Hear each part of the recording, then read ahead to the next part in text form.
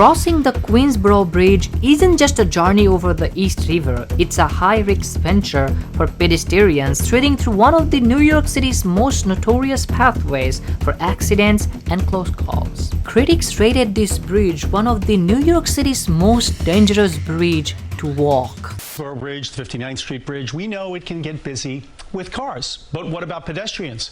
Viewers have told us there is not enough space on the bridge for everyone. Crowding and speeding on the narrow pathway that pedestrians and bikers share makes him feel unsafe. Queensboro Bridge, completed in 1909 and one of the oldest and the fastest bridge that connect the borough of Queens and Manhattan. It is a two-story bridge featured in many movies and TV shows, for example, Manhattan, Spider-Man, Deadpool 2, Sex and the City, so on.